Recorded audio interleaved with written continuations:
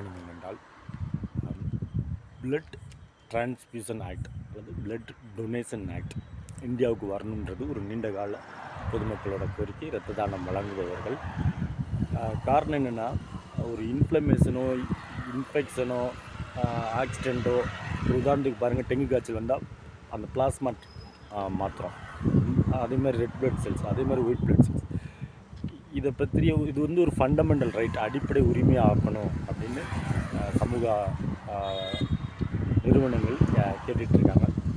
அதற்கான ஒரு தேசிய அளவிலான மாநாடையும் நடந்துகிட்டே இருக்கு. கோல்டன் 4 ஹவர்ஸ்னு சொல்லக்கூடிய ஒரு இரத்த தானம் செய்கிறோன்னா, ரெட் பிளட் செல்ஸ், இரத்த சிவப்பணுக்கள் அந்த 4 மணி நேரத்துக்குள்ளே மாற்றம் செய்யணும்.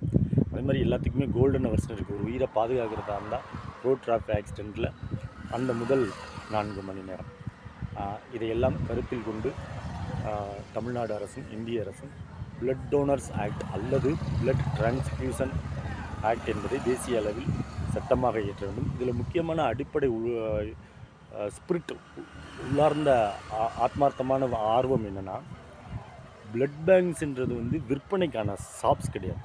ஒரு இரத்த தானம்ன்றதை வச்சு குருதி கொடைன்றது வந்து அது ஒரு வியாபாரமாக, காசு இருக்கவங்களுக்கு தான் ரத்தம் கிடைக்கணும், பிளாஸ்மா கிடைக்கணும், ஆர்பிசி கிடைக்கணும், அது ஒன்று தப்பு. அதை மாற்றணும். அந்த வியாபாரமற்ற போக்கு அது எல்லாருக்கும் ஒரு அடிப்படை உரிமையாக, காசு இருக்கவங்களுக்கு தான் அப்படின்றது இல்லாமல் கிடைக்கணும்.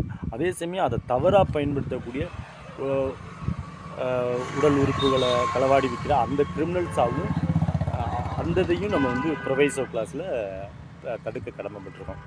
எப்படி இருந்தாலும் இரத்த தானம் அது ஒருத்தவங்க கொடுக்குறாங்க, ஒருத்தவங்க பெறுறாங்க, உயிர் காக்கப்படுது. இது வந்து அந்த இதுக்குன்னே ஹெமட்டாலஜி டிபார்ட்மெண்ட்டுனே இருக்குது மருத்துவத்தில். அந்த எக்ஸ்பர்ட்ஸ், மெடிக்கல் சயின்ஸ் படித்த ஹெமட்டாலஜிஸ்ட் சொல்கிறது தான், அந்தந்த நிபுணர்கள் சொல்வது தான் சரியாக இருப்பதால் அவர்களோட ஆலோசனைக்கு நான் விட்டுறேன். என்னோடய சர்டிஃபிகேட்டில் தான் சொல்லியிருக்கேன். பிழைப்படுத்தியிருக்கேன். இந்திய குடிமக்களோட அடிப்படை உரிமைகளில் ஒன்றா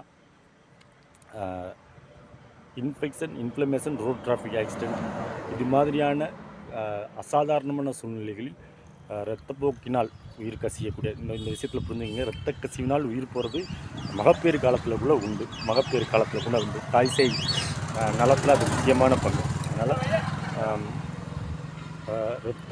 இரத்த பரிமாற்றம், குருதி பரிமாற்றம், அதில் இருக்க இரத்தத்தில் இருக்க பொருள்கள் பரிமாற்றம், இது குறித்து ஒரு தேசிய அளவில் டூஸ் அண்ட் டோன்ட்ஸ், எது செய்யணும் செய்யக்கூடாது, அதை வணிகமாக வியாபாரமாக செய்யக்கூடாது, அதை இரத்த தானம் கொடுக்குற டோனர்ஸ் எப்படி நடந்துக்கிறோம், இரத்தத்தை பெறுபவர் அவர் எப்படி நடந்துக்கிறோம், இதுக்கு இடையில் இருக்கக்கூடிய ஹாஸ்பிட்டல் இண்டஸ்ட்ரி, மெடிக்கல் இண்டஸ்ட்ரியாக இல்லாமல் அது ஹெல்த் கேர் ப்ரொஃபஷனல்ஸ் எப்படி நடந்துக்கணும்னு ஒரு code of contact, medical council of India மாதிரி, பார் கவுன்சில் ஆஃப் இந்தியா மாதிரி, பிளட் டோனர்ஸ் அந்த டொனேஷனை ரிசீவ் பண்ணக்கூடியவங்க, இதுக்குரிய சென்டர்ஸ், கிளினிக்ஸ், ஹாஸ்பிட்டல்ஸ், இது எல்லாத்தையும் ஒரு இன்டர்நேஷ்னலைஸ்டு மெடிக்கல் சயின்ஸ் கெமட்டாலஜிஸ்ட்டு உள்ளடங்கிய ஒரு டூஸ் அண்ட் டோன்ட்ஸை சொல்லக்கூடிய ஒரு சட்டம் காலத்தின் தேவை.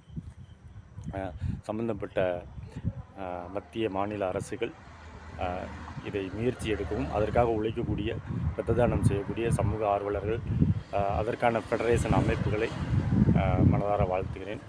என் சர்டிஃபிகேட் தான் பயன்படுத்தேன். பிள்ளை பொருட்களுக்கு ப்ளீஸ் தட்ஸ் ஹெல்த் கோகட் அண்ட் டோலி ஒரு ஓனர்.